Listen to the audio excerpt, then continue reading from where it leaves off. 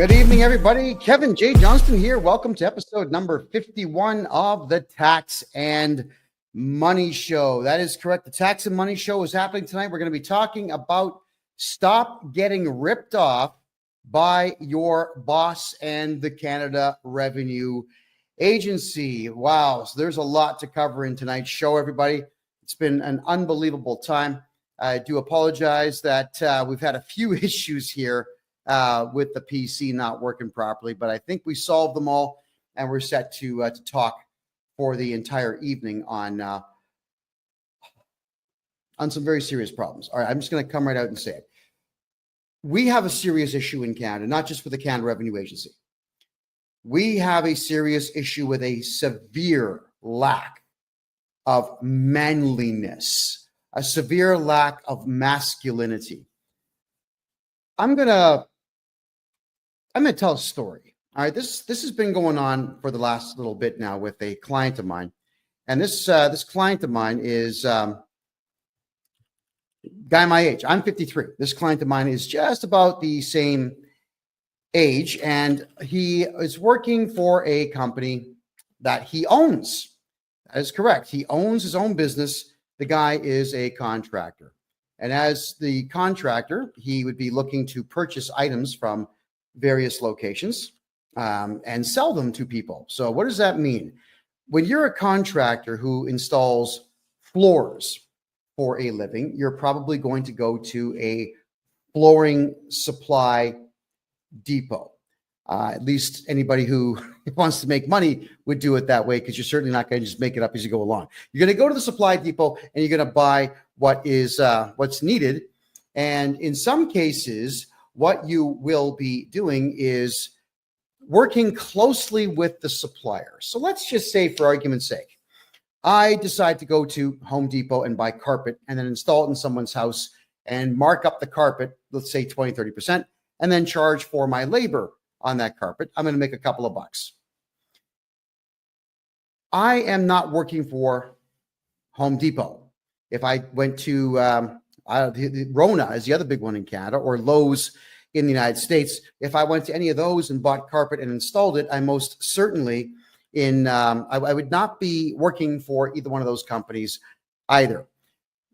When you buy something from somebody, you don't work for that company. And if you choose to mark it up, that is entirely on you. You still don't work for the manufacturer of the carpet, and you don't work for the store that you bought it from. That's just how it is. And if, let's say, Home Depot or Aiken Heads or Rona or any of the other guys that are out there were to state that you do work for them, well, they're actually committing fraud, because money is going to be changing hands in some way, shape, or form if someone is lying and saying that you work for them when indeed you don't. What I mean by that is, if, let's just say, everybody watching this show right now, if I were to state that all of you were working for me and I was writing off your earnings as if you were working for me, I've got a tax benefit to that. And I am a liar, and I would be a fraudster, and I should be punished severely by the law if I'm going to be lying to everybody, the government and someone else, stating that you work for me when you really don't. All right, what I mean by that is, if I were to say that any of you watching the show right now worked for me, and I wrote down on my tax return that you worked for me, you're going to get taxed by the CRA, by the Canada Revenue Agency, and I get to write that off. But I'm writing off, it's pretty much a criminal act. And you're going to be paying the price for my insolence in stating that you work for me when you really don't. So whenever you buy something from anybody in Canada, you do not work for that company. You're simply a customer. You could also be known as a contractor. That is fine, but you still don't work for the store. Doesn't matter what you buy. You buy gum, you buy drugs, you buy Coca-Cola, you buy Pepsi, so we don't have preferences. You buy yourself a hamburger. You do not work for the retailer. You're a customer. Well, I have a client that came to me, again, my age, who is having some serious tax issues. Now, I've got permission to tell the story minus his name, but in this tax issue that he's having, we went through all of his files and the numbers didn't match up. Sometimes when we're doing taxes for people, we can't figure out why numbers don't line up. So we spend more time on it, a lot more time on it. And it gets a little frustrating sometimes because there are some tax returns that just don't make any sense at all. So we'll go through them and then a second time, and then I'll say to my CPA, well, could you check this out? Because it ain't jiving with me. I send it off to my accountant. She looks at it. She can't figure it out. So we have to assume that something is excessively and extremely wrong with that tax return, which is fine. This is what I sign up for. So when I tell you that you're paying a certain price to get your taxes done, I'm not going to up the price because it's harder work. That's not what I do. And I'm not complaining. This is not a complaint. I'm not saying it sucks to do extra work. I don't shy away from hard work. But when something doesn't make sense, my detective brain kicks in. Many of you know that I used to be an investigative journalist. I used to do private investigations in my 20s. I did process serving court papers. We did skip tracing, looking for people all over the world. It was a lot of fun. And I do have an investigative style brain. I'm always looking for answers where they may or may not exist. Well, we tracked down an issue for this client.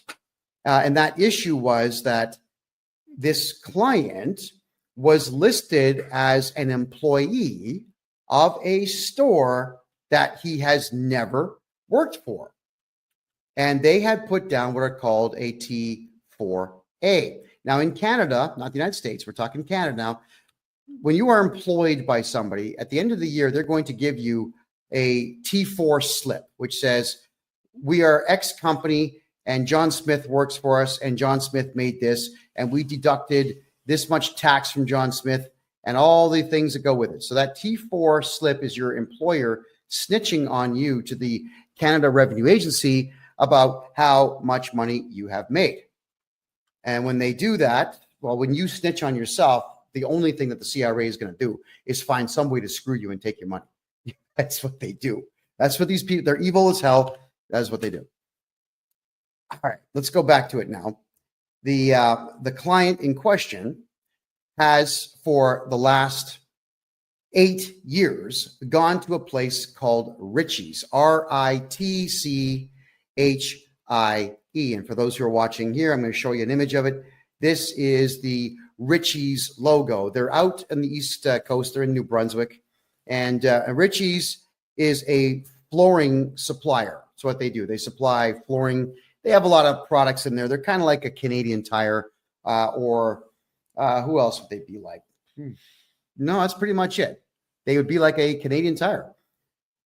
For our American friends, a Canadian Tire is a place they usually have a mechanic shop and they have a whole bunch of mid-range, mid-grade stuff for sale. Sports gear, camping gear, stuff for your home and whatnot. It's all pretty mid-range. Well, that's what Ritchie's is. They've got a lot of mid-range stuff and they have some higher end stuff. This is another version of it here. And here's a couple of the clowns that run this place. My understanding of this Ritchie's store is with them functioning in first off, they're in St. John, New Brunswick on Rothsay Avenue. They're also in Moncton, New Brunswick on Plaza Avenue, and they're in Dartmouth, Nova Scotia. They got 3 locations. We're talking about the Moncton, New Brunswick store right now.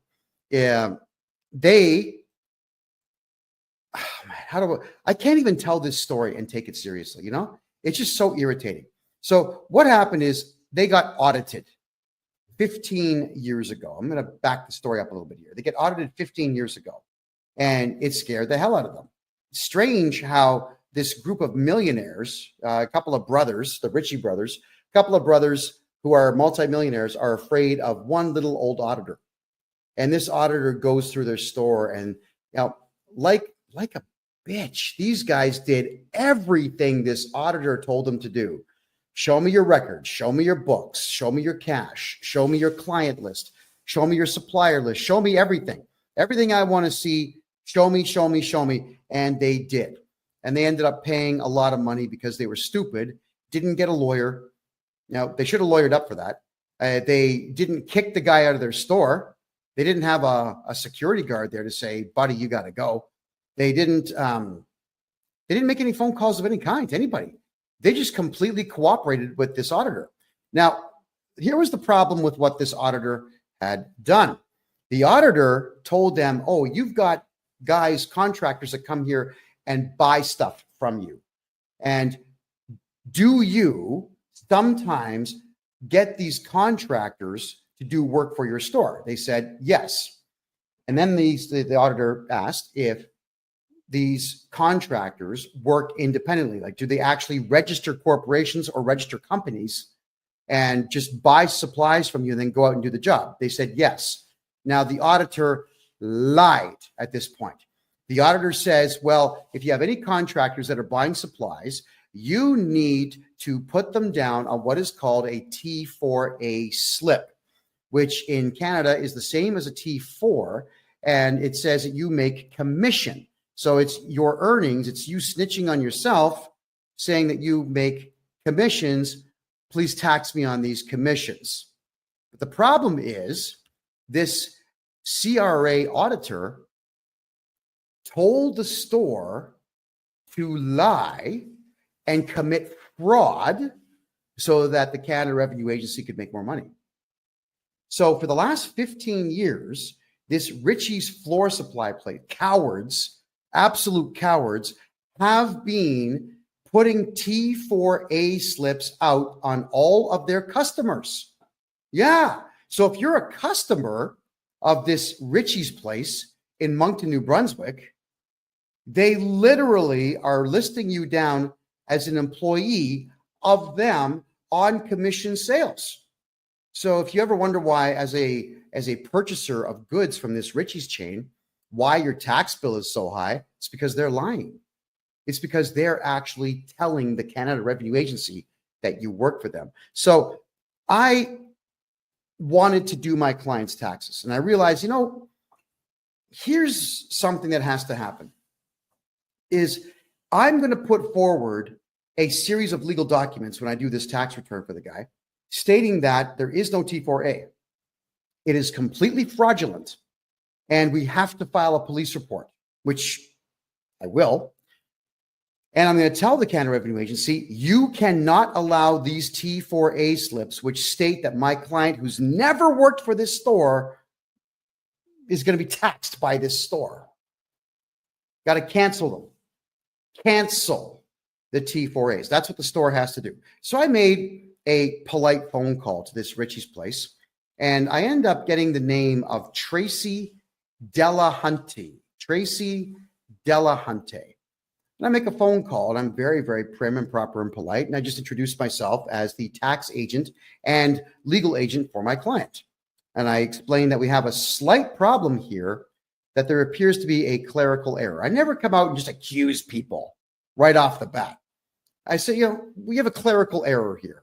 It would appear that you have mistakenly put down my client as an employee of your corporation. And I'm wondering if we could get that corrected, please. Boom. She just starts screaming at me, this chick. I'm not going to repeat all the stuff that she said, aside from the gist of the story, which is, we're not going to do that. We got audited. We're never going to get audited again because of you. We're not going to reverse that. We're not going to cancel the T4As. He works for us. I said, well, I'm afraid you're wrong. Well, it's the government.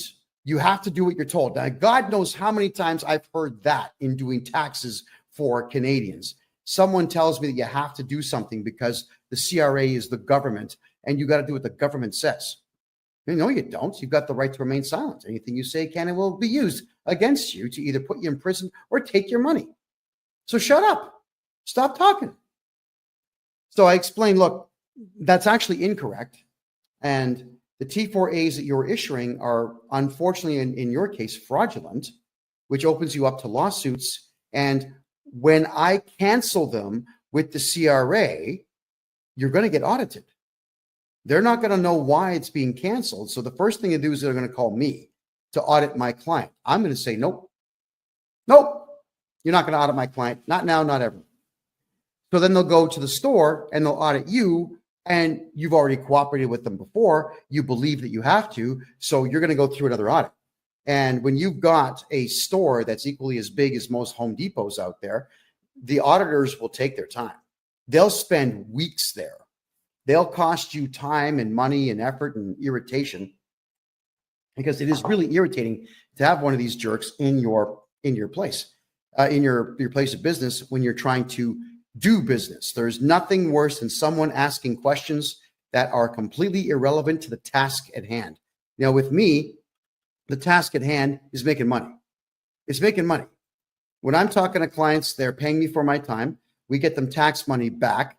They pay me for my services. I'm making money. My clients are making money. If someone's asking me to do something for them, like, I don't know, fold the laundry or do the dishes or whatever, that don't make money. So the answer is no. Well, occasionally I get phone calls from some branches of the Canadian government wanting to talk to me about my attitude problem. I say, look, guys, this ain't going to make me money. So no, I'm not spending time with any of you. Yeah, whenever the government of Canada calls me, I always tell them, it's guys, I charge $300 an hour for my time. So if you got a Visa or MasterCard, we're going to run that for you now, and then we can have a conversation, to which, of course, they always say no. So we want to make sure when you're a client of mine that you're never dealing with auditors. Well, this store is now going to have to deal with an auditor. She says to me on the phone that, look, honey, I've been doing this for 10 years. I know everything about taxes. That's what it sounds like. I said, well, if you've been doing taxes this way for 10 years, with all due respect, you've been doing them wrong. We put auditors in prison who harass my clients. That's how it works. No, you don't. Well, yeah, we do. I'm a private investigator by trade. I'm a tax expert here. We hunt them down. We file charges. We make sure it goes all the way through. At the same time, we cancel the audit. So you don't have to put up with an auditor in the future at all. In fact, I can help you keep these auditors away. But right now, my concern is my client. I'm being polite. My concern is my client. Could you please just cancel these T4A slips? He does not work for you.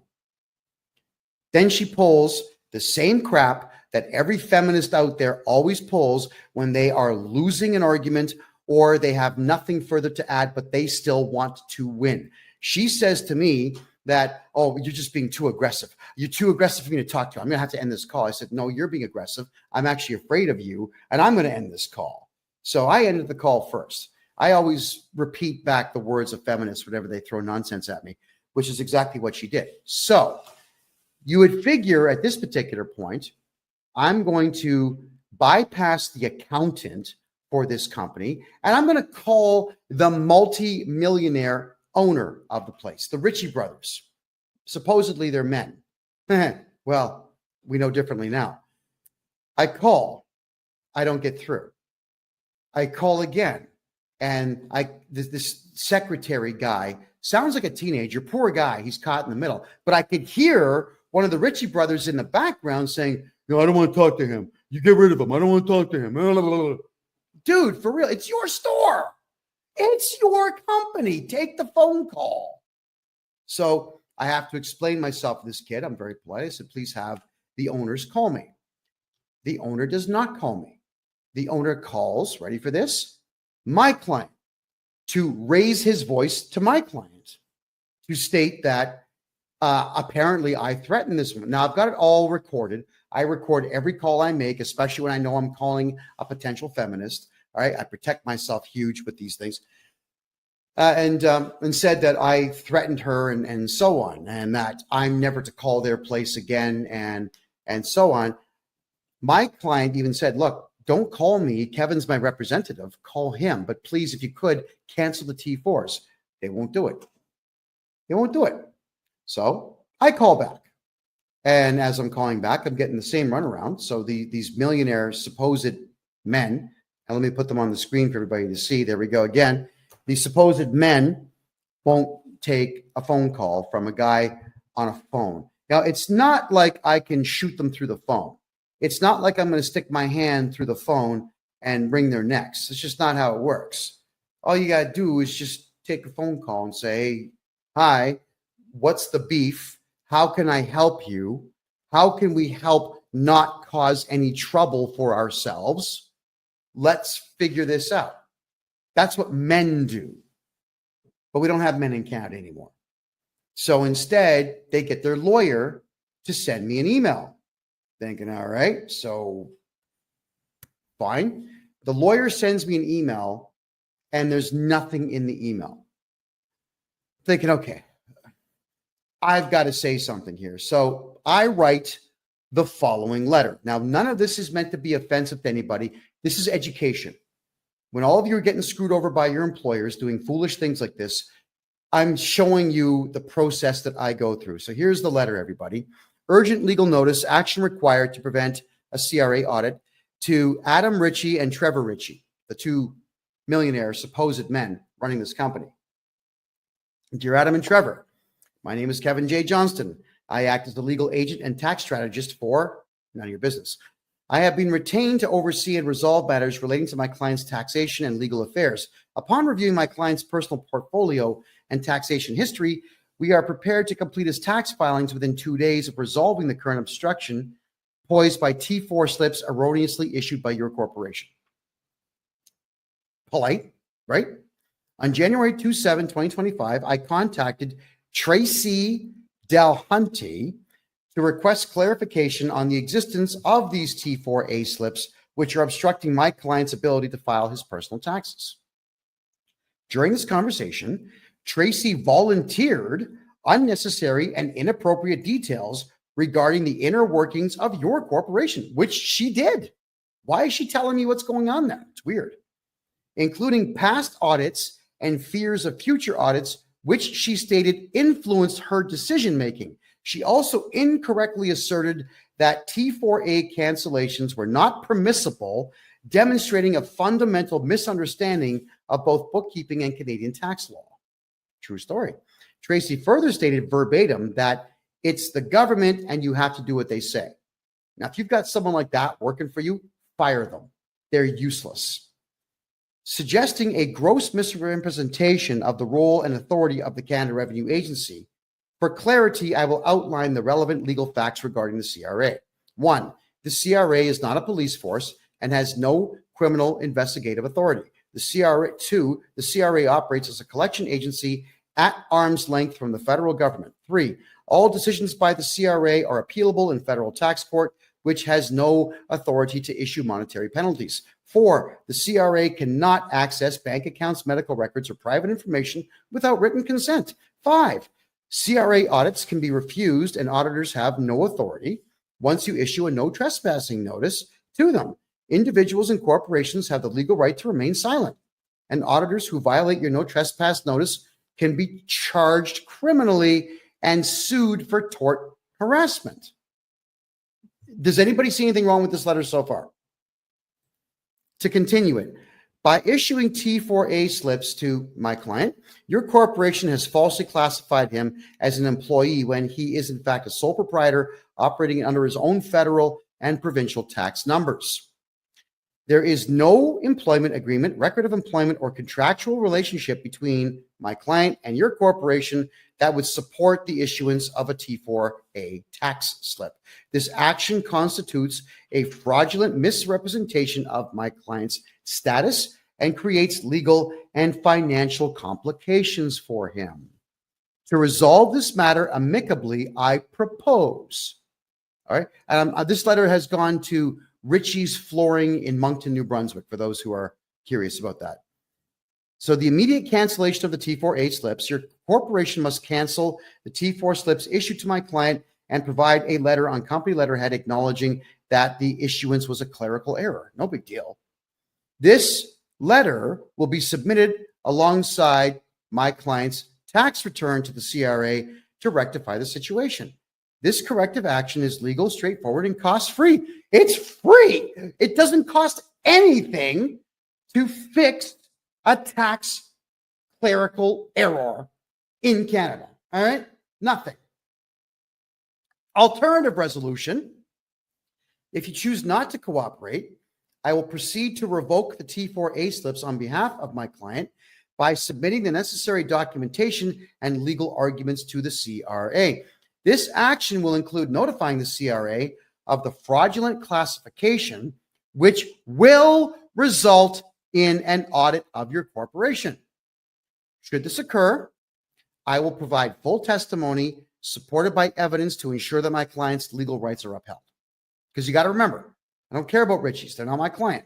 I care about my client, the nice man that pays me to do this. Let me be clear. This is not a threat, but a statement of my client's legal rights and my professional responsibilities. Additionally, I must state that Tracy's behavior has been unprofessional and unbecoming of someone in her position. If my client decides to pursue legal action for tort fraud, I have already committed to representing him pro bono, which means free. And I will represent him free of charge, because this Tracy woman, she really got my back up. I mean, most of the time, the average person has no capacity to get on my nerves. But when you've got a hardcore fundamentalist, lunatic, feminist creep who wants to shout out that her 10 years of tax experience cooperating with the CRA somehow outdoes my 40 years of experience not cooperating with the CRA, well, yeah, my back's going to be up. But what got me the most with her conversation with me is when she pulled that crap, "You're too aggressive for me to talk to." I wish we were allowed to slap people that said that, because that is just the most crass thing that you can say to someone. You may as well just admit that you're a loser and you have no capacity to debate. Surrender at that point. So here we are talking about Richie's, who doesn't want to be talked about. And I'm just getting started, by the way. So I tell them it's in your best interest and the interest of the corporation to resolve this matter promptly and correctly. Please provide confirmation of the T4A cancellations and the requested letter by February 3rd, 2025 to avoid further complications. Signed, me. All right.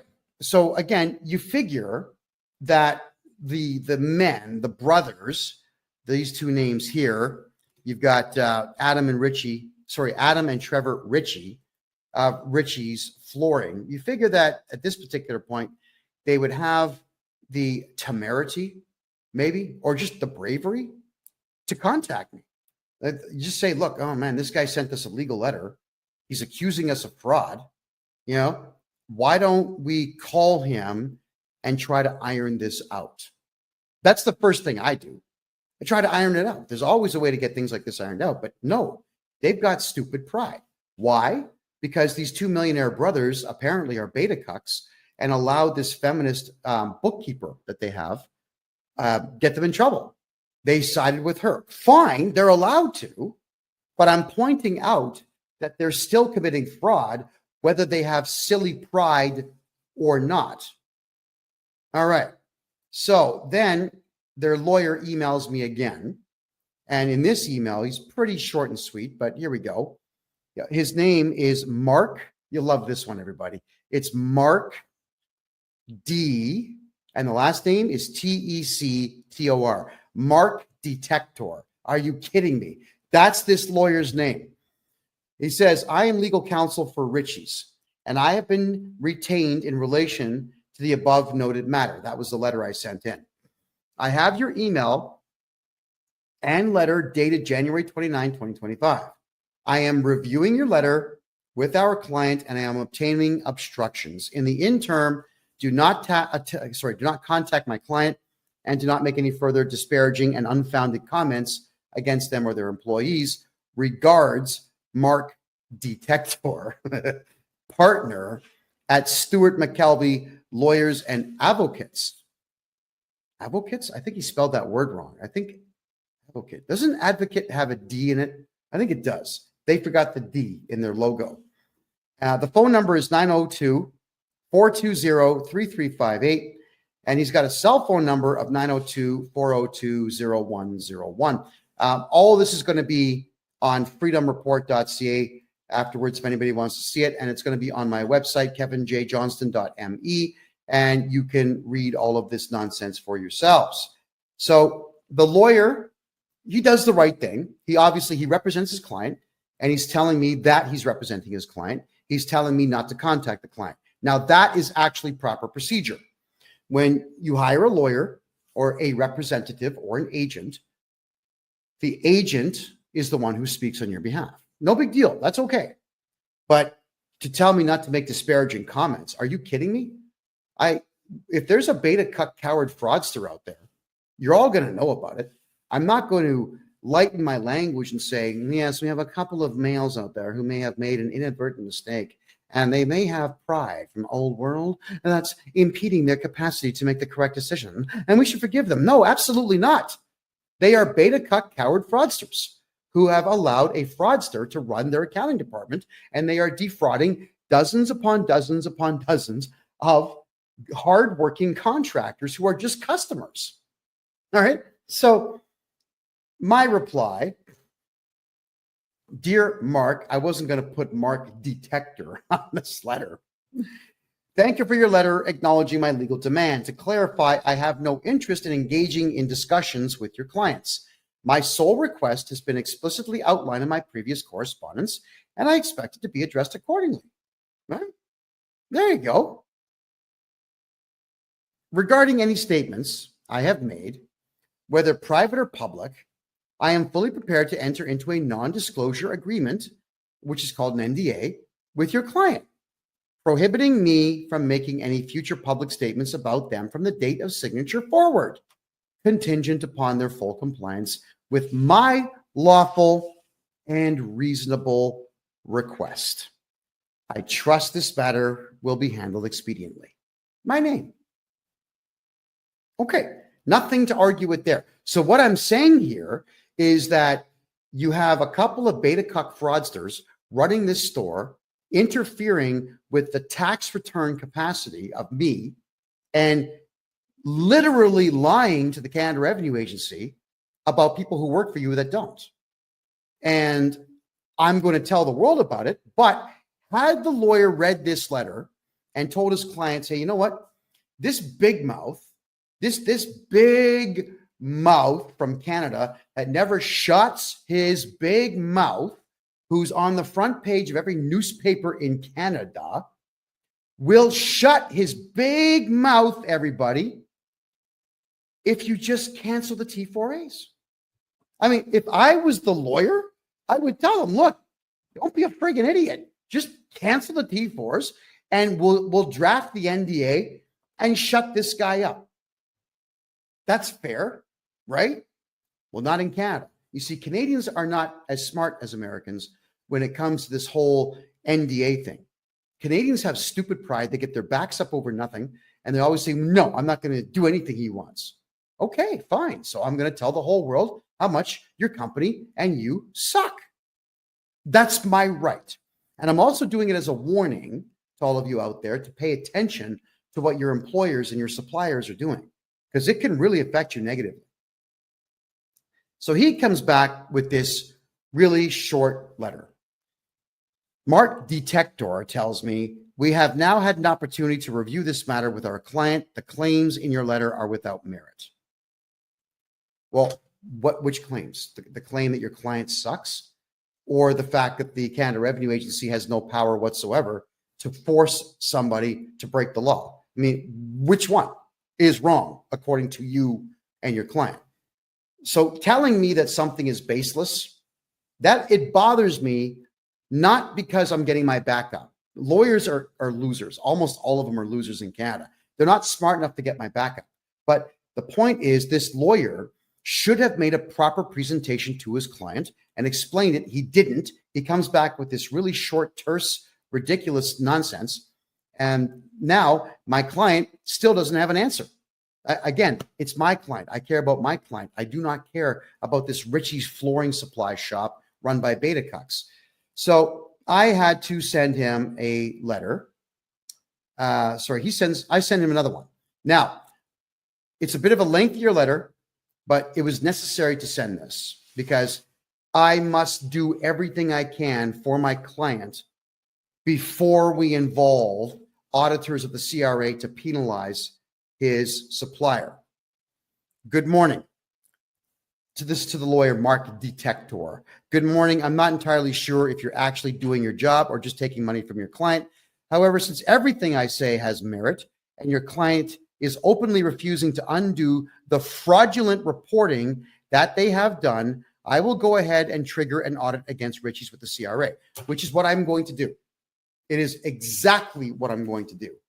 Now, you've never heard me say that I'm going to cooperate with the CRA in any way. I'm going to cooperate with the CRA on this one. At this point, your client is fraudulently laying claim that my client is a staff member so that they can, ready for this, so that they can engage in higher write-offs, which I am calling exactly what it is, tax fraud. I will go ahead and have the T4As canceled without your client's involvement.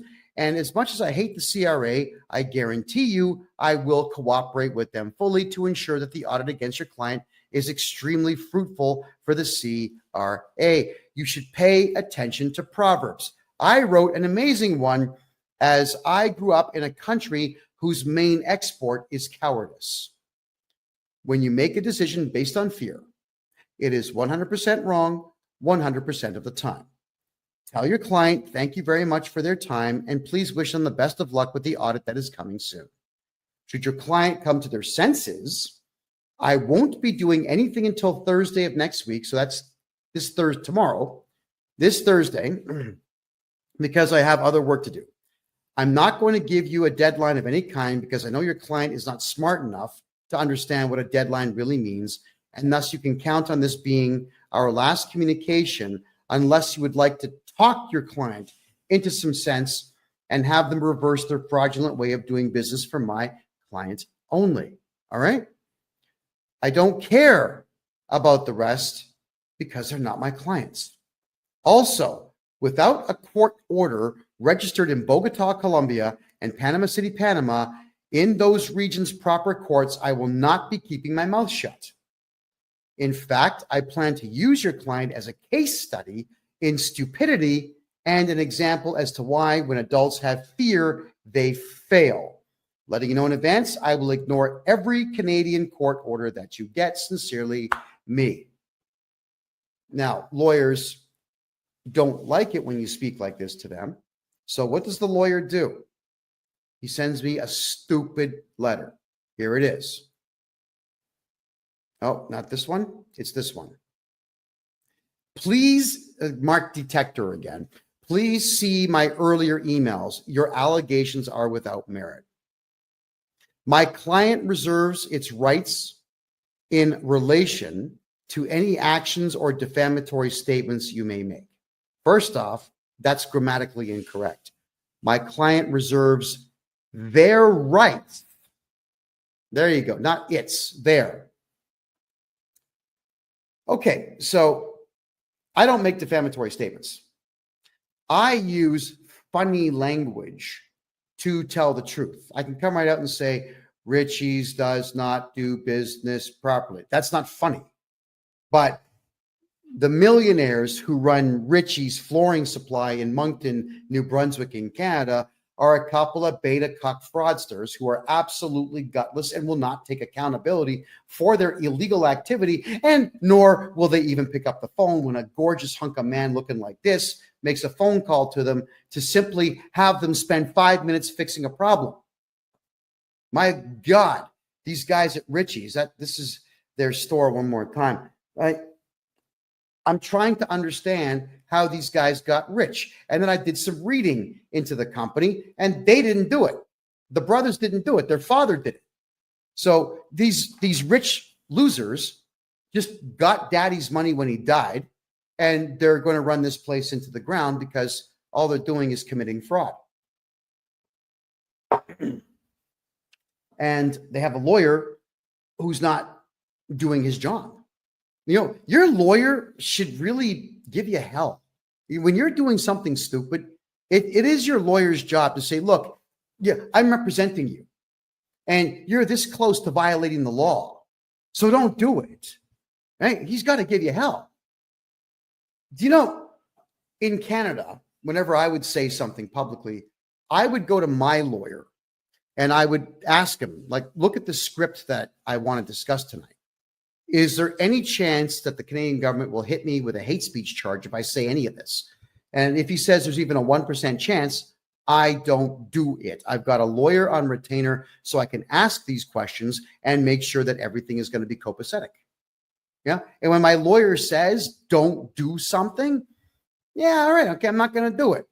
because I pay him to watch my back in the legal arena. That is his job. He does his job well so that I can do my job well, right? So let's continue here.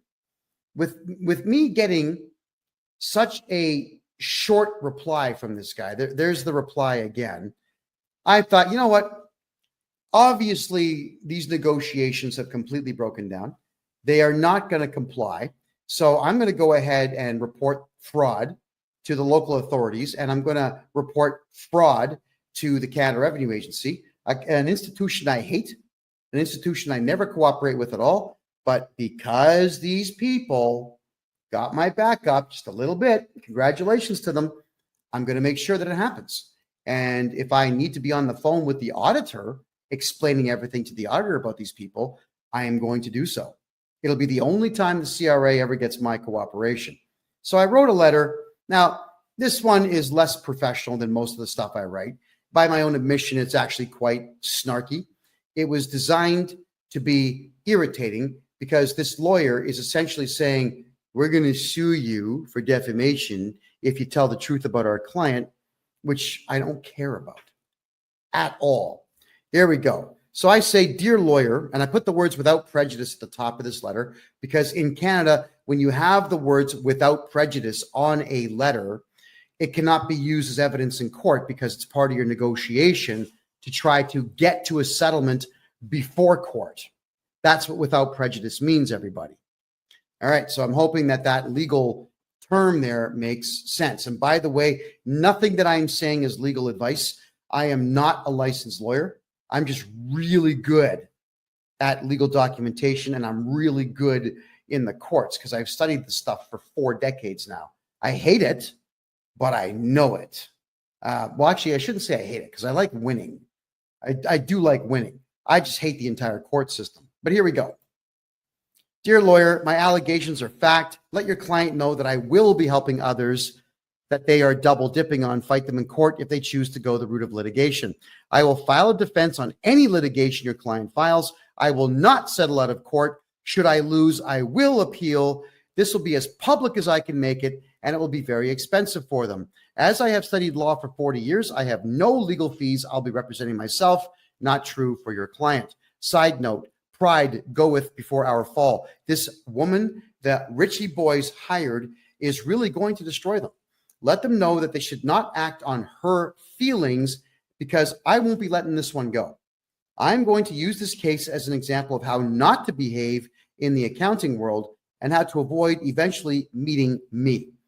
That dumb working for them is dangerous as she is really stupid but believes herself to be a genius. She should be flipping burgers, not stealing from the CRA. I am not an unreasonable man. So this stupid shit ends upon cancellation of the illegally claimed T4As and possibly T5 forms for my client and my client only. When this is done, simply email me with Richie canceled in the subject line, and I will never need to communicate with you again. I will fix my client's taxes and move on. Let the Richie boys know that this can be solved with less than 30 minutes of effort, and that it will please me greatly to have this done right away. They really don't want me cooperating with the auditors of the CRA, which I will gladly do just to irritate that dumb ant they have working there. And that comes from the heart. Oh yeah, they will most likely audit them all personally when I request them to, which I will. Do what you will, Kevin J. Johnston. So these Richie's people, really, they need to grow some balls. They need to grow some sense. They need to gain a little bit of business acumen. And if you ever want to keep yourself out of lawsuits, Canada, you got to think like an American. I know all of you are saying, I hate America. Why? Why? Americans know how to do business. This type of thing would not come up in an American company. I've dealt with American companies thousands of times. And whenever issues like this pop up saying, listen, we got a problem. You're committing fraud and we're going to report you to the IRS. Like, whoa, wait a second. What's the problem? They will actually try to work with you. In Canada, everyone just gets offended, especially feminists. And this is the stupid stuff they do. So the lawyer did not reply. And I'm a little disappointed in that, but yeah, whatever. We did my client's tax returns as if he did not have a T4A form ever filed for him. And I am declaring in an affidavit, using all the legal knowledge that I have, to tell the Canada Revenue Agency that this stupid store, Richie's Flooring, is committing tax fraud. Now, here's the fraud, all right? Let's go back to the beginning of this story, where they got audited 15 years ago, and the auditor told them, if someone is buying supplies from you and they're a contractor, put them on a T4A. So the auditor told this store to break the law, and the store that did not get any legal advice has decided to break the law for 15 straight years by committing tax fraud times God knows how many people buy their supplies. Think about that. If I tell you to shoot somebody in the head and you do it, you go for murder 1, possibly murder 2. I go for solicitation of a crime and possibly accessory and possibly murder 2 as well. Don't think for a second that because someone else tells you to commit a crime that you're going to be absolved of it just by saying, I don't know. He told me to do it. Do you think really that's a defense in court? You're out of your friggin' mind if you think you're going to get away with using that as your defense. Not only are they breaking the law, but they are proud that they are doing it, and they are getting a lawyer now to assist them in breaking the law. So this lawyer that they're utilizing needs to go back to school, I think, because the next step for me is to start filing complaints with the Law Society of the province of New Brunswick to explain that this guy is giving them really bad advice and did nothing to solve this problem. Well, if anybody out there would like to call Richie's, let's bring the information up right now. I'm going to share the screen right now. Here it is, everybody. So I know you won't see it on, hold on, where are we there? No, wait, there we go. Boom. Let me just turn this off for you. So there's Richie's. They are in New Brunswick. Let me zoom in a little bit for you here. That's the store right there. Richie's Flooring Warehouse, 19 Plaza Boulevard, Moncton, New Brunswick. Okay, everybody out there who's watching on TikTok. Oh, sorry, guys. Is the audio better now? Is that a bit better for you? So everybody watching on TikTok, could you please put the phone number I'm going to dictate right now to you? 506 857 0400. All right. 506 857 0400. I'd like all of you to ask for Tracy Delahunty and ask her why she insists on committing fraud. Okay? Ask her. Don't be rude. Don't swear. Don't do any of this, but I need all of you to record these calls because stores that do this type of thing to people are evil. It is evil to do this, but we don't have to be evil. We just have to play the game the right way. So I'd like to ask you all, give her a call, Tracy Delahunty. Tracy Delahunty. Give her a call at that phone number and ask her to cancel T4A forms for everybody who is a contractor because it's illegal for them to double dip. Now, what do I mean by double dipping? Let me tell you right now. You see, these contractors in Canada, they're going to write an invoice. They'll write an invoice to this store for, let's say, $10,000 for services rendered. And then this invoice is also going to have the goods and services tax on it, which I think is 15% in that province. And the store will pay them and they'll be able to write off that expense. It's a contractor expense. It's a contractual staff expense. But what they're also doing is using the T4A slip to write that off as well. So they get to write off the same guy's stuff twice Well, the guy who wrote the invoice is no longer able to use all the expenses he has to lower the amount of money that he's making on a job from this company. Think about that. So the store is double dipping, which means that the individual contractors get completely screwed on their taxes. Completely and totally screwed. So I need everyone to give them a phone call and ask them if they could please stop defrauding their contractors, and again, record the call. And if anybody gets anything interesting out of these people, because they like to talk, they will probably share information with you. Could everybody who's going to do this call, here's what's going to happen, okay? Either the funniest one that you record or the one that gets the most information. I'll play that one on the next show as a follow-up to this show, and you're going to get $100 of my own money. I'll send you $100 of my own money for being the winner, the one that gets the best stuff done. Now, I don't mean prank them. I don't mean phone them up and flush a toilet. That's dumb. What I mean is, when I say funny, is get them to react in a certain way where they're actually divulging information to you that they shouldn't be divulging. Because everybody on the East Coast of Canada, it's not that they're really, really, really, really nice people. It's that they're just, in some cases, really dumb, and in many cases, drunk. There's a lot of alcohol abuse on the east side of the country.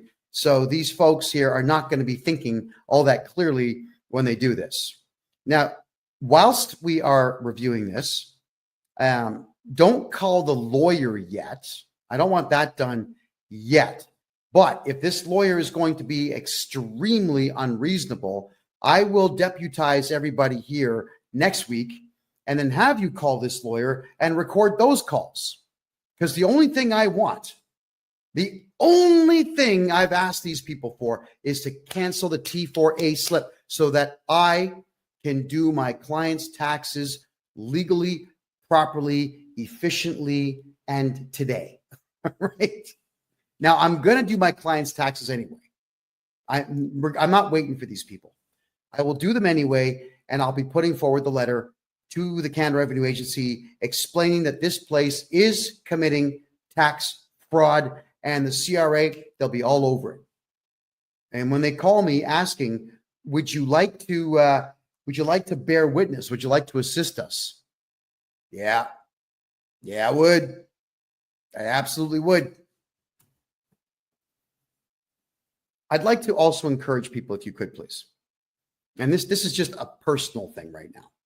And I'm going to be taking questions very shortly, everybody. So save your questions for about 15 minutes from now. But I don't have very many pet peeves. I really don't care what people do. It's none of my business. But something that I cannot stand is bad manners when bad manners are not necessary. You don't need to be flipping off at the gums rudely for no purpose whatsoever. You don't need to be walking around with your head held high saying, I know everything, so I'm going to give you a difficult time because I think I'm a genius. That pretentious belittling of people it's vile. It's extremely vile. And it is something that during my journalism days, I would not say a word about it except for continuing to put the microphone in people's faces during interviewing them. Because the more angry they got and the ruder they got, the funnier it was on YouTube and Rumble and all the other websites out there. It was good content for me to upset someone by just asking questions. But you see, I'm not a journalist anymore. And there's absolutely no reward whatsoever for me tolerating bad manners. And I won't. So if you're rude in my condo or my office or my car, I'm going to turf you. Just get out. We're done. If you're going to be rude on the phone or rude in a live video chat, I tolerate it if you're a client because you're paying me to listen to your rudeness, but I'm not going to tolerate it if I'm not being rewarded for it. And this group of excessively rude individuals running this store need to be punished. That's it. You know, Richie's, the whole, oh man, these people. Richie's Flooring Warehouse is what it's called in Moncton, New Brunswick. Again, there's the contact info, 19 Plaza Boulevard in Moncton, New Brunswick. You can call the two brothers there, Trevor and who? Adam and Trevor. Ask for them, or you can ask for Tracy Delahunty, the excessively rude individual that started this entire fight. She started this because she thinks that I would have cared that she's worked as a bookkeeper for 10 years. I've studied tax law for 40 years, and I'm the first one to say I know more than most, but I don't know everything. And anybody who says they know everything is an arrogant jerk, and just dust them, get them out of your life. Now, I'm going to, I know on TikTok and over here on Kick, you're not going to see this, but I'm going to explain it to you while I'm doing it. I'm going to share another screen now. And this here is me showing you just how easy it is for this store to have complied with me in the first place. Like, they're about to cost themselves a lot of money on this. Wow. Okay. This is someone called Lone Wolf. It's a tax community that they discuss a lot of things, tax and money. And I come to this one not necessarily as a resource, but I come in here a lot just to see what updates that they make, because these guys tend to aggregate everything from around the web. So T4 slips in Canada is what we get at the end of the year from our employers. The T4 slip will say how much money we've made.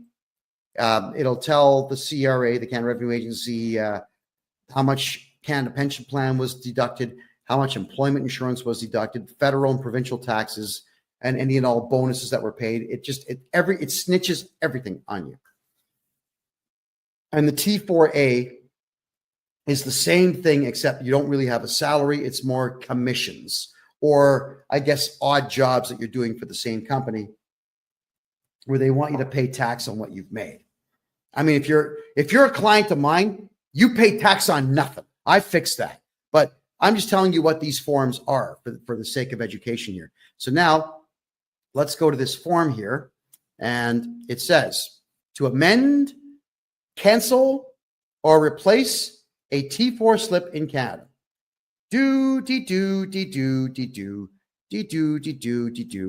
Cancel a T4.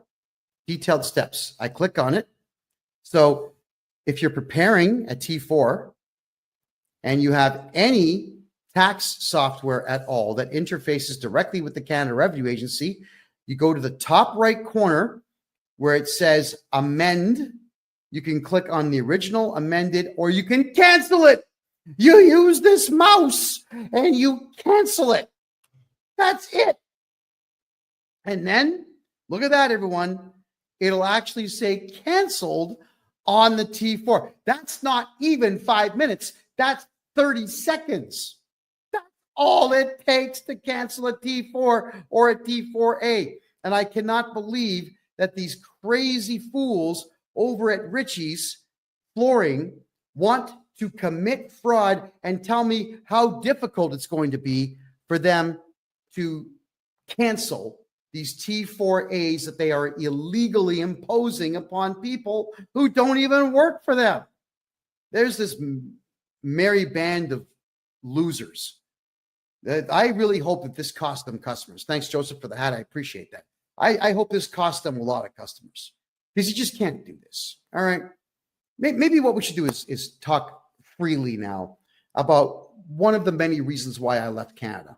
For my American friends watching this show, I'm a Canadian citizen, born in Toronto, raised right next door in the city of Mississauga, which back in the 80s was a phenomenal place, and I wouldn't give you $5 for the entire city now. It's a dump. It is a dump. All right. I left Canada because you really cannot get anything going in Canada. It's very difficult to do business there. The taxes are out of control, unless you know me. The other problem, though, is Canadian arrogance. It's unprecedented everywhere in the world except for one other country out there, and that would be France. French people and Canadian people are arrogant to the nines. They think they know everything, and they act like they do, and they cannot wait to tell you how offensive they find you. You know, that doesn't make money. It's like Canadians are afraid to make money. Yeah. I swallow my pride when there's money on the table. Yeah. When I'm not sure you guys ever saw that show. It's called Hardcore Pawn. It was that guy Les with the slick back. He's bald here. He's got slick back hair. Him and his son and his daughter run a pawn shop. I think the place is probably closed now. But in Detroit, cameras would follow crazy people going into this pawn shop, and it's just nuts the way people would behave. But this guy, Les, I loved him on the show because he always told the truth. Hey, I see money on the table. You've got my interest. I want to make a deal. And I'm the same way. There's money on the table. I want to make a deal. Oh, what's that? You're asking me to fix a clerical error so that I don't have to spend $30,000 on a lawyer?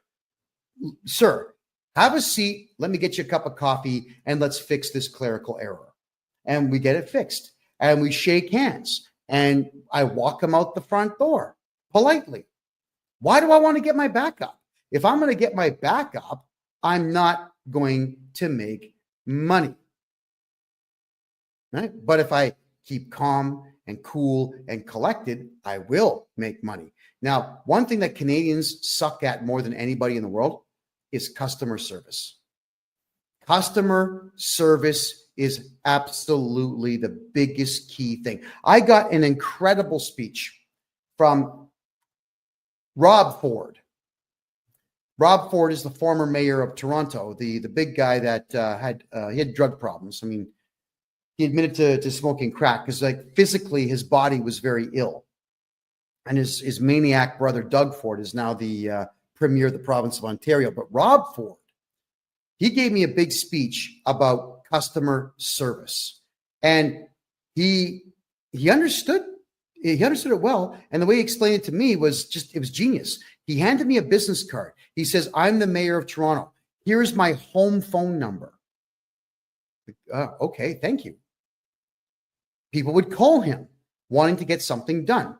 So he would go through every message. He had a Rolodex. He showed me all this. He had a Rolodex where he would put everybody's name in and write down the problem. He would call the appropriate people, send the city staff member out to get it fixed. He would call the person back and say, did the pothole get filled? Did your fence post get replaced? Is the electricity back on? This is what this guy would do. That's customer service. And he's a politician teaching the world about how important customer service is. It is important. Return emails, even if you don't have an answer. Make phone calls, even if you don't have an answer. Return faxes, return letters, return whatever it takes. With me, I go through my client list, and even if I don't have the job done, I just call my client and let them know, listen, we had a delay because I'm looking for some information. We put a request in for it. We're not going to have it till Thursday of next week. I'll be picking up your file Friday of next week. Is that okay? Just people want to know that everything's going to be okay. And if you are a good customer service person who actually cares about their customers, you're going to do just fine. Serve that shit out of your clients. Serve the hell out of them, because if you don't serve your customers, someone else will. The Americans get into business to make money. They are there. They're pounding the pavement. They want to make cash. With Americans, it's a complete revolution of goods. Get the goods in the store, get the goods on the shelf, put the sale price on, get them out the door, make the money, replace everything tomorrow. Canadians are, and the boxes are here. I'll do it tomorrow. Some customers in the store right now. But that's the way Canadians are. And when you're like that, you're going to lose. Just like this Richie's place is losing.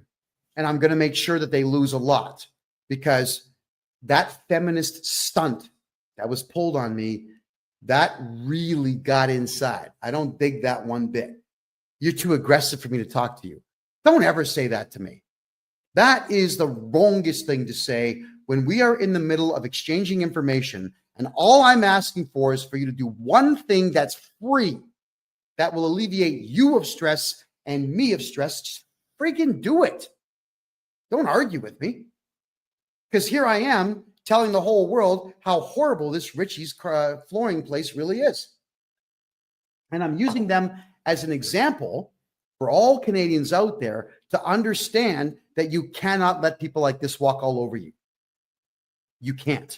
So contractors, if you're a contractor in Canada and you do any contract work at all, nobody legally can give you a T4 slip or a T4A slip saying that you work for them when you do not work for them. So if you need to, you sue them. Sue them. It's tort fraud. All right. You can ask for money for that. You can ask for additional money called punitive damages to punish them. And you can even say, Your Honor, I'd like you to charge this person with fraud. Now, you probably won't get that one, but you'll get some money. So you got to pay attention to what's going on out there, everyone. No matter what, because we are in really awful economic times, especially in Canada, because the world is a mess, because most countries in the Western world have got massive amounts of unfettered immigration, bringing in the worst of the worst from around the world who have completely destroyed our culture and our way of life and so on. I get it. Everybody's stressed out. But instead of rising to the occasion, everyone's just fighting with each other. I'm not going to fight anyone. I'm not fighting tax people out there. I'm going to compete with them by offering a better product than they do and by fighting for the rights of my client base. Just like this store should have got their lawyer to say, hey, CRA, you cannot instruct us to break the law, and we are not going to lose any customers for you. So get lost. You can say these things. You've all heard me on the phone many times talking to auditors and various employees of the Canada Revenue Agency, telling them, like, guys, you got no power. We're not going to cooperate. Don't go to my client's place. You're going to get charged. We can say these things. But Canadians don't do that. Everybody in Canada would rather live in fear than just do that one little bit of work to make sure that you're not going to be screwed over. And that is to scrutinize everything and then call the perpetrator out who's harming you. Got to do it. No one's going to do it for you. Nobody. Okay, so let's have a quick peek here at some of your questions now, everyone, because I know there's some questions here. Canada has such potential but bad leadership. That's absolutely correct. But Canada also has a bad attitude. Canadians have had it too good for too long. That's one of the biggest problems here. Country was too prosperous, way too prosperous for its own good. From 1948 to 1994, money on every street corner, money everywhere. When the rest of the world was failing, Canada was succeeding. So Canadians got way too comfortable. Decadence is not good for human beings. It's just not good. So I'm hoping that we never get to a point where we have nothing but leisure time, because human beings become worthless with leisure time. And we've seen now what's going on. Everybody's scrambling and just ripping each other off as opposed to trying to be better. All right. Is there a function for people to use with process to push forth accountability in terms of ministries? Yes, there is. We have to culminate as a team and file lawsuits and court injunctions against our politicians. Could you imagine if 1 million Canadians decided to collectively file individual lawsuits against one politician? Let's say Doug Ford, the Premier of the province of Ontario. If we had, there's 14.5 million people in Ontario, the province itself. What if 1 million, not even 10% of the population, filed a lawsuit against the guy individually? You'd bankrupt him just in the defenses. He'd have to spend over $100 million just filing defenses plus the legal fees. He'd be bankrupt. You could take his house, take his car, take his money. Yeah, we can do these things. There's a way to go to any courthouse anywhere in Canada and file criminal charges against these people. It's called laying up private information. Why do we not do these things as a society? No one's going to do it for you. So stand up, get off the couch, go get it done. Go do these things. Absolutely, we can. All right, I'm going to have a quick peek here at some of your questions. Okay. Am I live? Yes, I'm live. It is currently 10:15 p.m. Eastern time on the 18th of February. Thank you so much for asking. I see some questions here now in the Rumble room. Boris N65, you just ordered a 60-minute call. Excellent, Boris. You should be able to log into Calendly and pick your date and your time. So we'll be talking soon, I'm sure. We got there. Real MGTOW. Kevin, have you guys been able to clear up your tax backup? Yeah. I mean, our tax backup is, we'll call it under control. We have a backup of, say, 2 weeks, but that's standard during tax season for any accounting company. We developed a brand new software package that's going to blow your mind, everybody. Imagine this. Well, actually, let's just work with the real numbers. No, so I'm going to do this for everybody right now. Let's do this right now. I'm going to bring up the income tax calculator. This is a website called Wealth Simple. I'm not even sure what they do, but it's a handy little toy to play with. All right. I know that you're not going to see it on TikTok or on Kick, but I will state what it is that I'm doing here. So let's turn this off. If you have a look here in the province of Ontario, if you make $100,000 a year, the federal tax is $14,000. The provincial tax is $6,986. Canada Pension Plan and EI, which is employment insurance, ends up being $5,105. So on 100K, you're losing $26,136. Now, what bothers me about this is when a corporation is filing taxes, what they've got to do is they have to take the CPP, the Canada Pension Plan, and the employment insurance, and they have to match that. That's right. So for every employee that you have making 100K, you have to match the Canada Pension Plan 100%, and you have to match the employment insurance by 140%. Wow. So the rough number, if you look at it right now, the rough number is going to be about $5,800 per person per year that you have to spend for nothing. It's infuriating is what it is, because the Canada Pension Plan is going to be empty by 2032.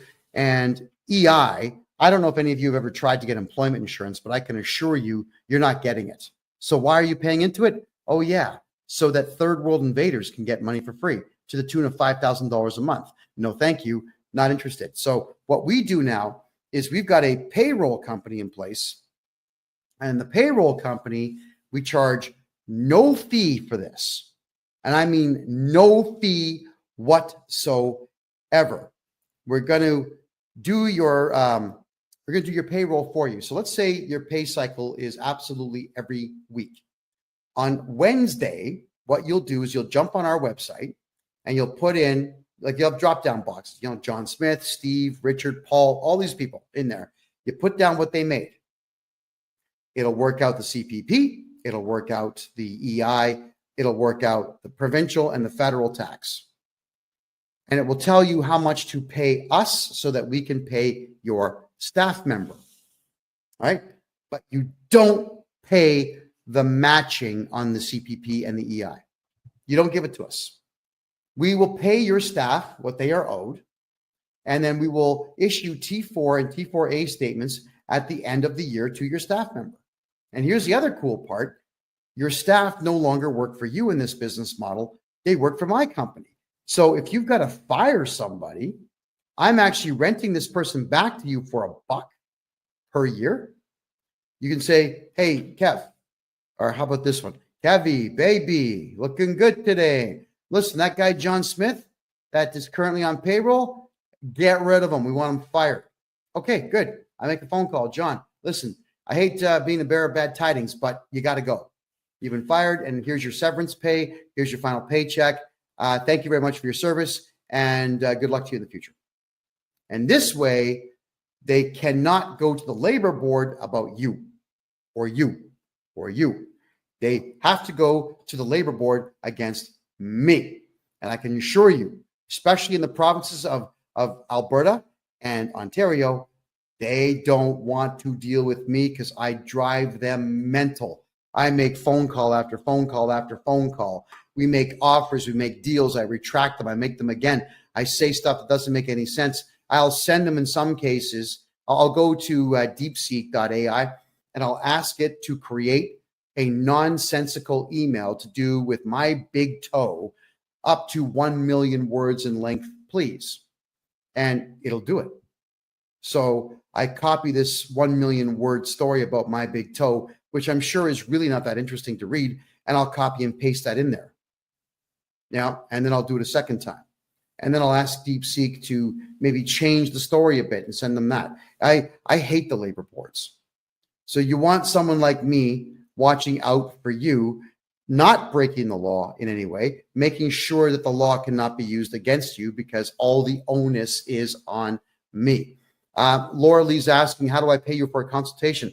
Head over to my website, KevinJJohnston.com. That is my name, Kevin J. Johnston, which is JOHNSTON.com. KevinJJohnston.com. You can grab a consultation there. As soon as you get past the initial screen, you'll go straight to Calendly, where you can pick your date and your time. And let's get rocking here. Let's fix your tax problems. All right, let's have a look at your other questions here. All righty.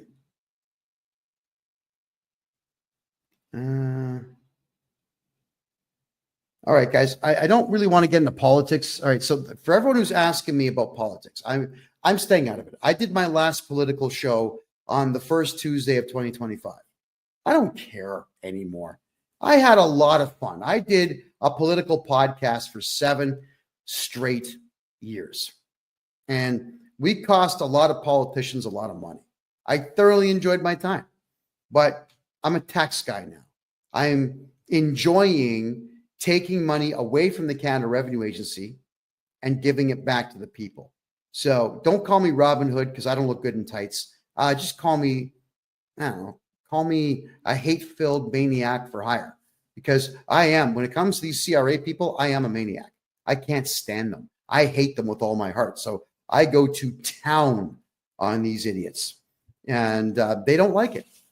And they typically back down because they have absolutely nothing that they can do to stop me from doing what I do best, and that's irritating people. And my mother always used to tell me, son, you could irritate Jesus. Now, and when I said thank you with a big smile on my face, that was not the response she thought she was going to get.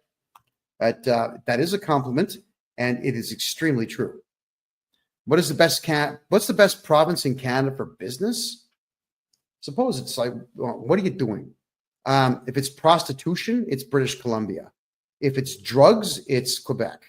If it's drugs, the second place one would be Ontario. If it's drugs, third place would be British Columbia. If it's drugs, fourth place would be Alberta. But if you're looking for which province has an economy that's growing, the only one is the province of Alberta in Canada. All the other ones are shutting down. Everyone's leaving. Everybody is leaving. Yeah. I do taxes for people in Quebec. And Quebec is unlike every other province in the country that works on admiralty law. Quebec works on civic law.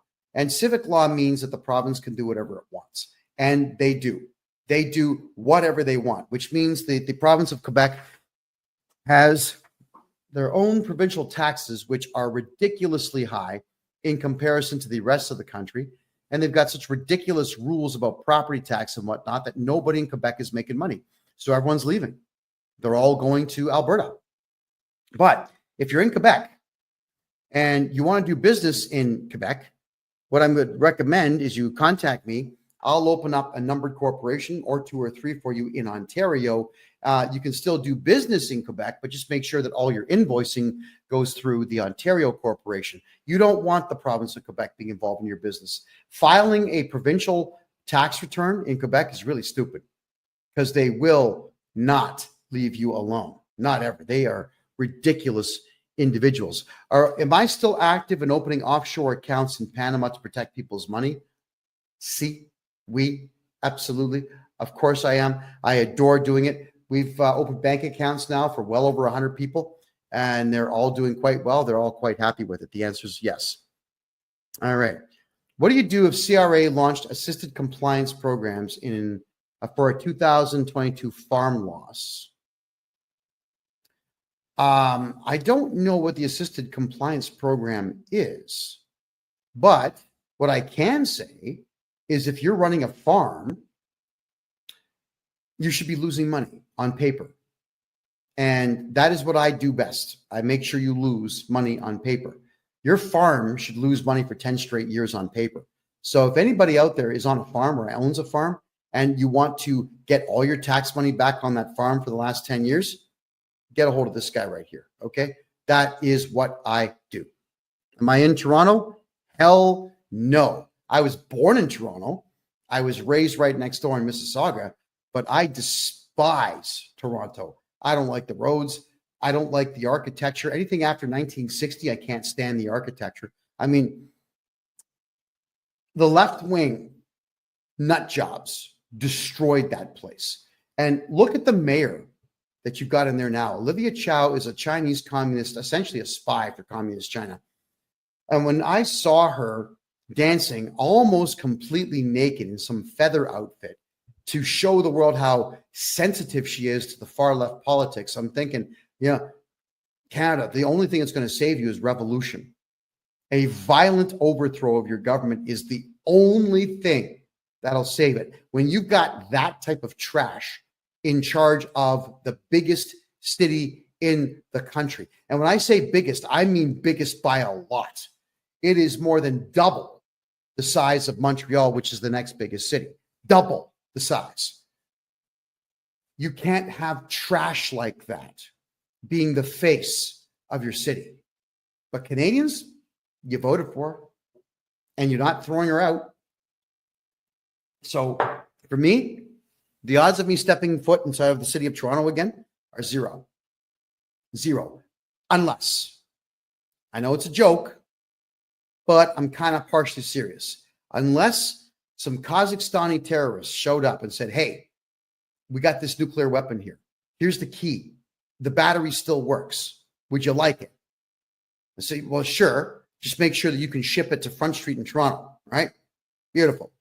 And I would clack it. I'd set the timer for 3 hours. I'd leave town. I know exactly what hill I would go to watch the mushroom cloud go up and just smile. I don't even smoke, but I'd crack out a stogie and I would just watch. I hate Toronto. I loved it as a kid. It was an incredible place in the 80s, even up to the early 90s. Now, it's just a dump. It is a dump. It doesn't matter that it's got big screen TVs everywhere. What does that matter? All it's doing is selling you stuff that you don't need. It's not like there's jobs in Toronto. It's not like it's a place you invest and make money. The condo market is completely dead in that place. Nobody can afford housing, and the taxes are the highest in the country by a lot when it comes to anything to do with the home. Food prices are 5 times the price they were in 1988 in Toronto. Why would you want to be there? You know, Panama City, I'm in Panama City, the capital of Panama. The subway system here is better than Toronto, faster than Toronto, cleaner than Toronto, and it's only 35 cents to jump on the train. 35 cents a ride. Tap your credit card, walk through the gate, get on the train. No violence, no strung out drug users sleeping there, no homeless sleeping in there, nobody picking on you, no one throwing things at you, nobody crapping in the corner. There's none of that nonsense here. You pull that stunt in Panama, the cops will work you over. You know what I love about the cops here is that they actually are really pleasant people until you screw up. And if you screw up deliberately and they identify you as deliberately committing a crime, they break out the old tonfas, you know, the billy club with the L shape, they'll crack you one. So don't be a criminal here. And I think Panamanians have got the message that it's not wise to be a crook here. And as a result, everywhere I go is safe. So Toronto, be damned. Not interested. All right. That's a good point, sweet guy. You're saying capital gains are 66%. That was actually not passed in the House of Commons. That was not passed in any legislature whatsoever, but the Canada Revenue Agency has chosen to do it anyway. Completely illegal. But if I'm your tax guy, there is no capital gains on anything that you do. I eliminate that capital gains garbage. It's gone. You got to get a hold of me. How do you save fees and taxes on the RRSP? I'm your tax guy. If I'm your tax guy, gone. I'm not going to tell you my secret because I'm the one that invented it, but it's legal. You want your RRSP taxes gone? Call me. What they're talking about there, folks, it's called the Registered Retirement Savings Plan. This was something that every TV network and radio station in the country before the internet was pushing on Canadians. I know because I fell for it too when I was a teenager, where they say, put some money into it every year, you get a tax break. And you can take all that money out when you retire. But what they didn't tell you was they'll tax it 48%. So you're just deferring taxes to your senior citizen years when you actually need the money the most. Yeah. And the other worst part of it is, everybody, is that the government tells you that it's for your own good. And that's the part that bothers me the most, is that they're taking 48% of your retirement savings plan from you and telling you this is for your own good. It's good for you that we're doing this. You're coming close to retirement age. You've worked 60 years to have nothing. And now we're going to take 48% of what you've made, and it's good for you. No, it's not good for you. And I will get you back 100% of all of your RRSP contributions, so long as it used to be just the last year. I can go back 3 years now and get those for you.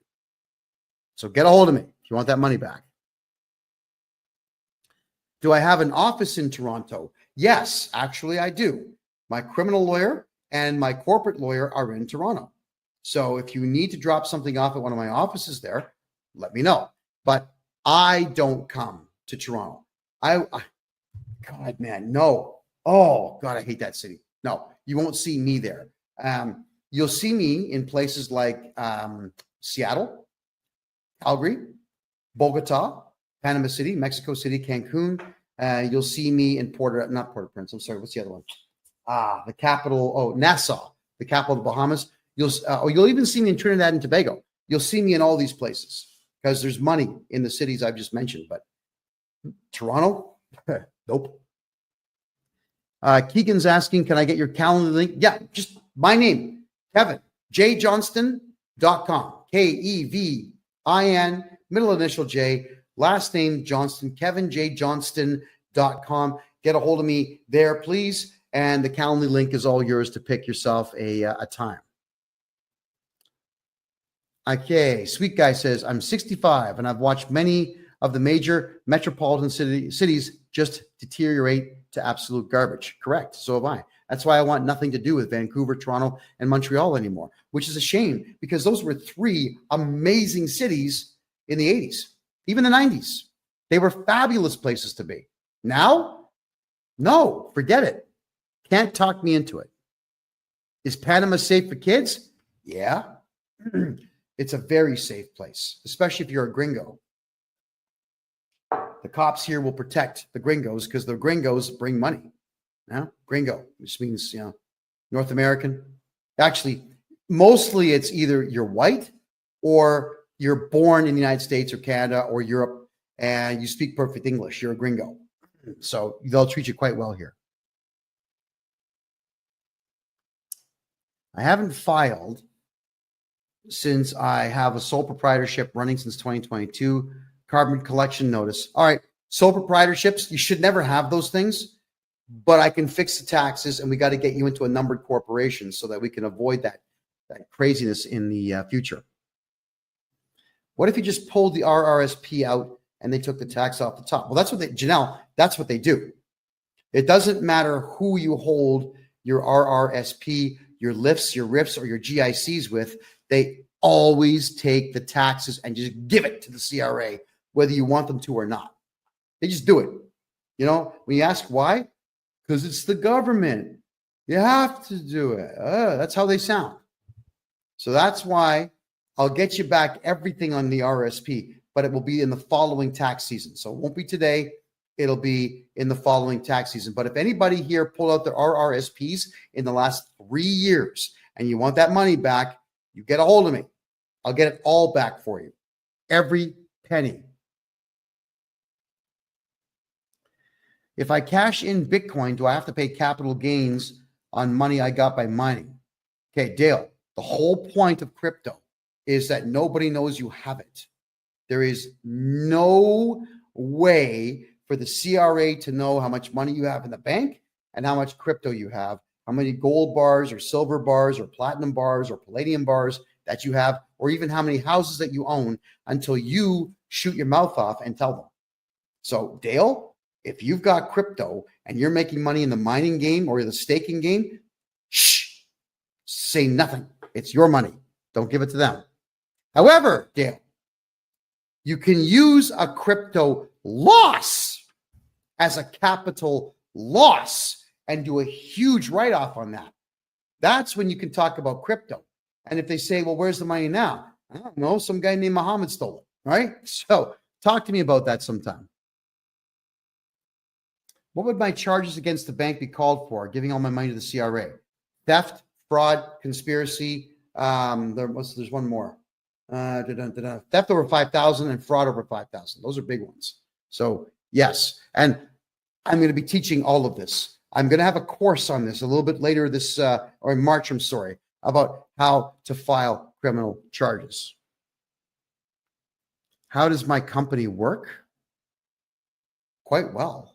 I don't understand the question. Could you please rephrase that?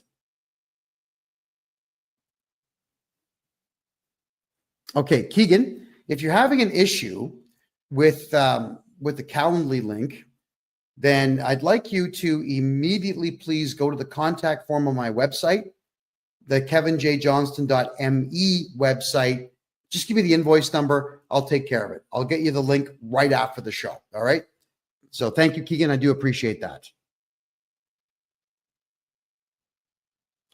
Why is Trudeau still talking crap? Because he can, and because he knows that no Canadians are going to do anything about it. That's why. Okay, Keegan. Yeah, you definitely got to get a hold of me, Keegan. Please do that. In fact, everybody write this down for Keegan so he can email me.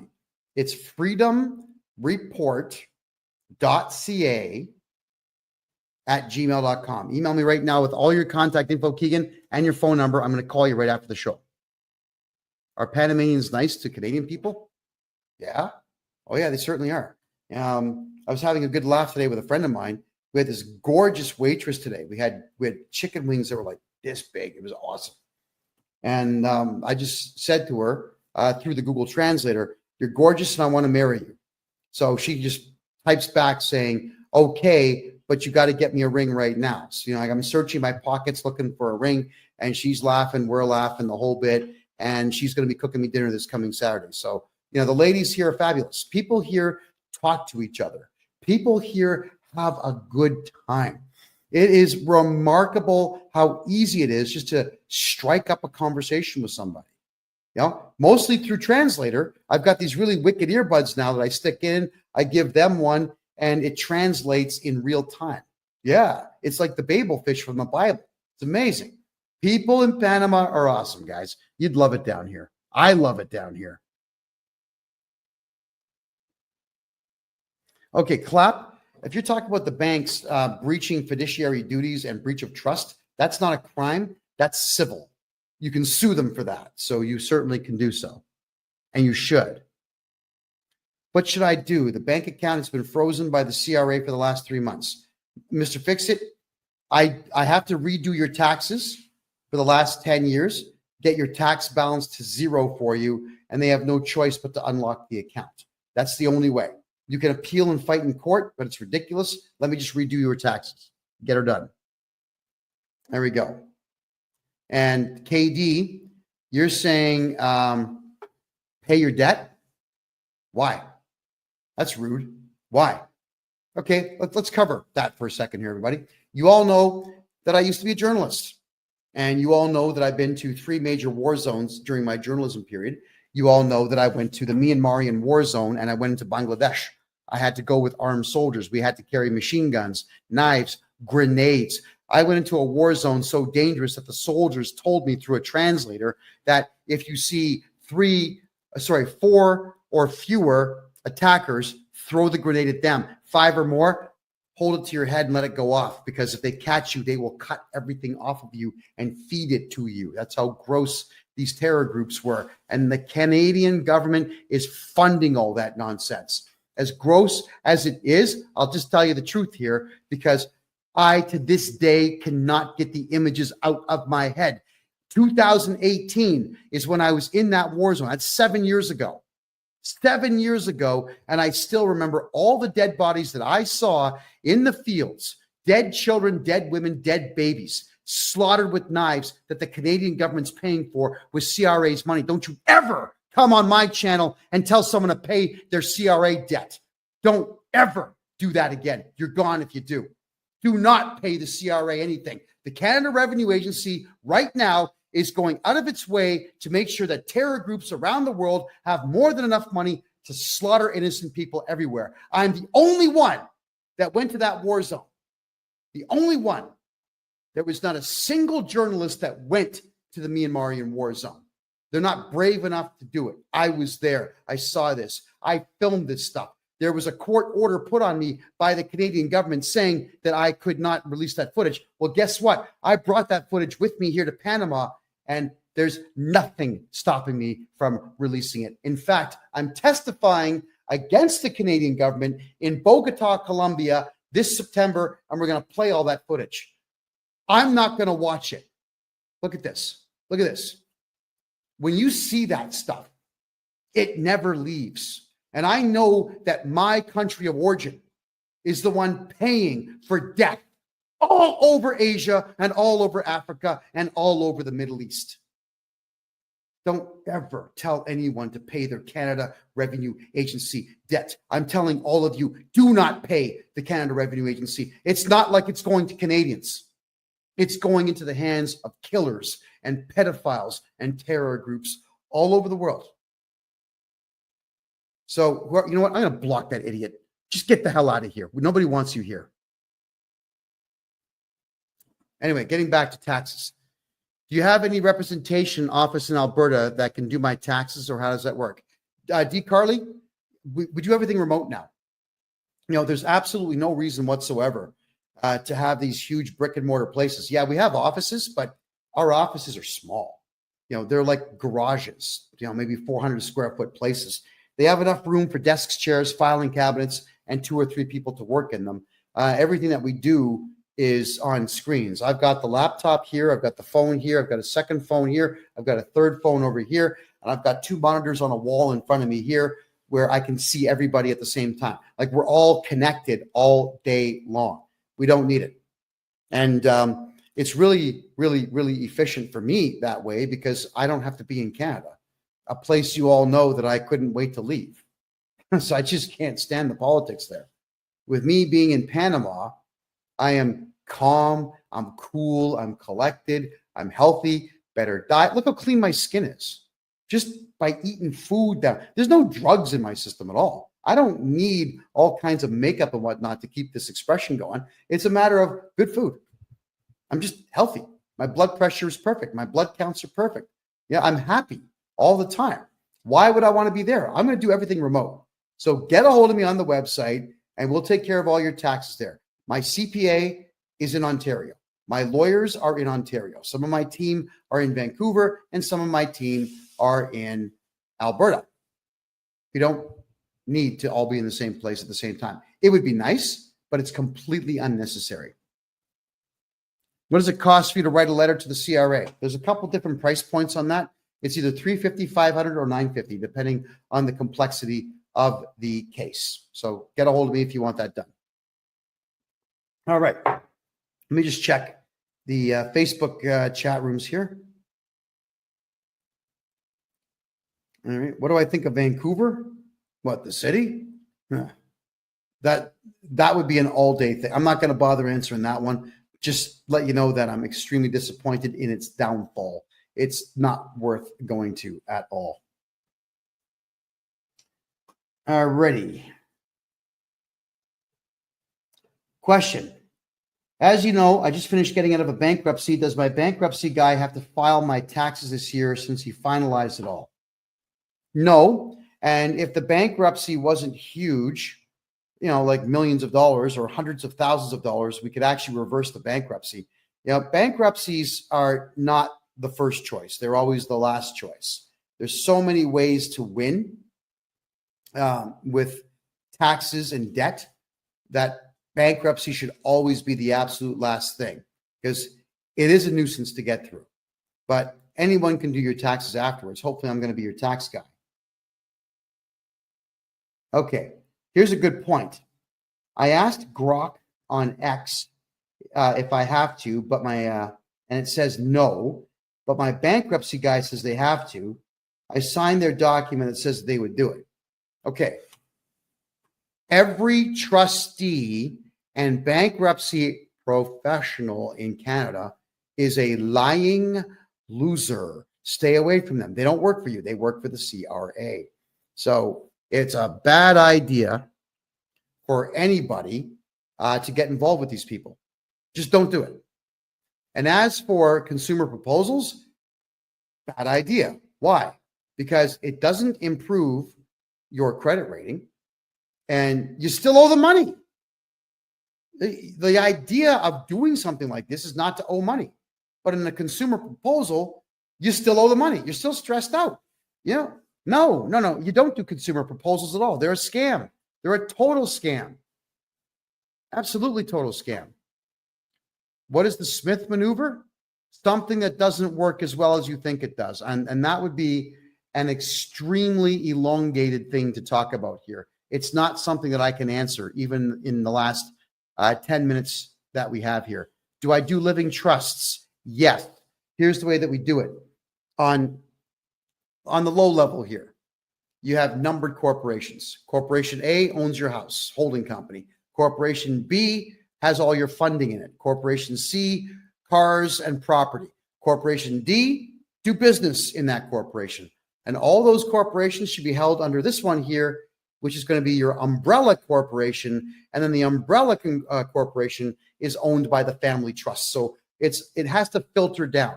And when you build a family trust, start with the corporations at the bottom, then move them into the umbrella corp. Then we move everything into the family trust. You can do it the opposite way, but it's a lot more work. There's far too much prep work to get that done. It's better to just do it piece by piece by piece. All right. What should you do besides a consumer proposal? Well, if it's taxes, hire me and I'll get your tax bill to zero. If it's credit cards, we can always negotiate a better price for them.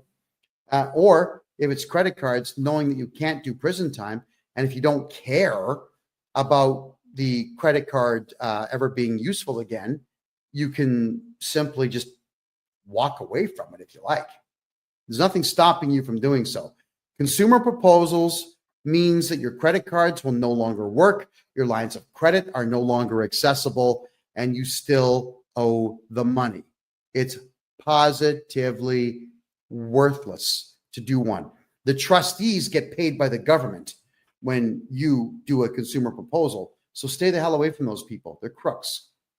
Do you have courses or classes we can take to learn how to set up and run corporations if we wanted to do business that way? Petra, yes. Starting March, the last Wednesday of every March at 8 p.m. Eastern time, all year long, which is going to be 5 p.m. Pacific time and something like 7 p.m. Eastern time, or sorry, Atlantic time. It's going to be right in the middle so everyone can be there for it. It's going to be a membership fee of $25 a month where you can come in and learn this stuff. It's going to be a private closed circuit meeting where everybody's on Zoom. You listen to what I say for an hour, and then we have a discussion, questions. That's how we're going to be doing it. Also, we're looking into the law right now. Right? I've got a meeting at the lottery head office, the Lotteria office here in Panama, to find out if it's legal for me to give away money to Canadians and Americans from Panama. We think it is, and the 3 people I've spoken to at the Lottery Corporation here in Panama say it is, but we got to make sure. Because if it is, everybody who joins up for that $25 per month fee is going to get a chance to win cash. All right, we're going to start giving away cash on this show come September. So we have big plans for what we're doing here. That my good fortune is your good fortune. I'm having a blast doing what I'm doing in the tax realm here for Canadians and for some American folks as well. So we're going to give back by giving away a bit of dough. Here we go. Can I assist you in British Columbia? I can assist you everywhere. It's just that Quebec is excessively difficult in some cases. There are some things in Quebec I can't fix because Quebec is a messed up place. But everywhere else, 100% yes. Am I able to set up a trust for crypto assets and capital gains? Yes, but you still should not be talking about crypto anyway. If you've got it, shh. So long as you shh forever, they don't know you have it.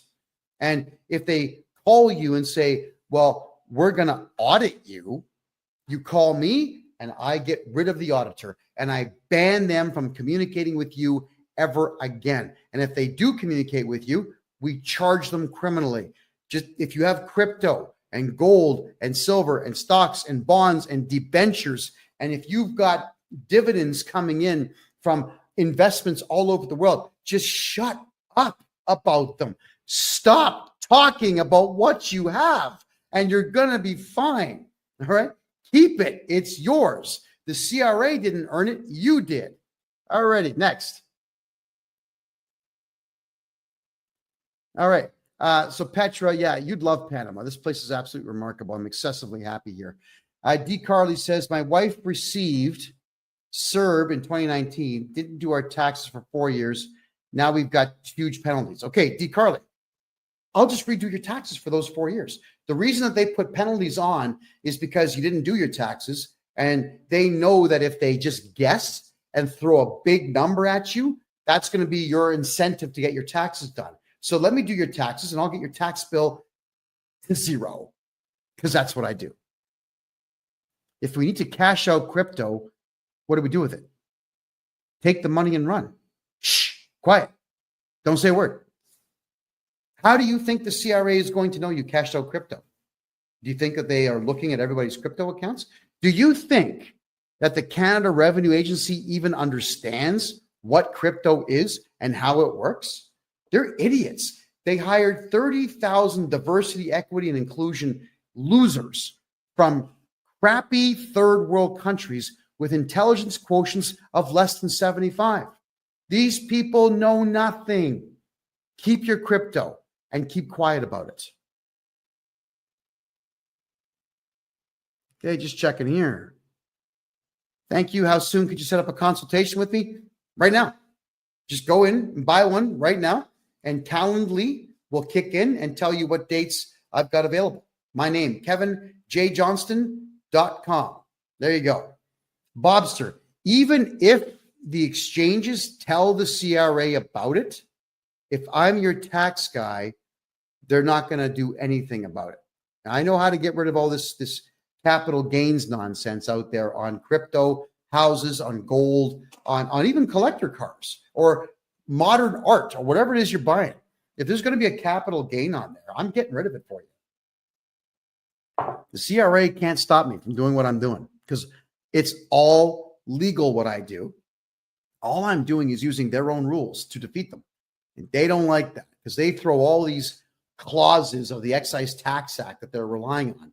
So I throw back 3 times the number, all of them that suit me. You know, too bad. So sad. I need to hire you permanently for my personal taxes. How do I get in touch? Bobster, my personal website. Yeah, don't communicate with me on social media, please. I don't have time. But I've got a video that's just about to break 400,000 views on TikTok. And this video has something crazy like 950 comments on it. At least it did this morning when I checked it out. I haven't read a single comment. I don't even know what's there. I don't have time to go through social media. So hit me on my website, please, KevinJJohnston.me. That one's got the contact form for you, and you can simply communicate with me there. I'll get back to you as quickly as I possibly can. If I buy my house, am I going to have to pay capital gains? Not if I'm your tax guy. Absolutely not. There's no such thing as capital gains if this guy is your tax guy. Alrighty. Now we're down to our last 4 minutes here, everybody. So I'll take a couple of more quick questions here, and then we'll draw our conclusions for the night and part ways for another week.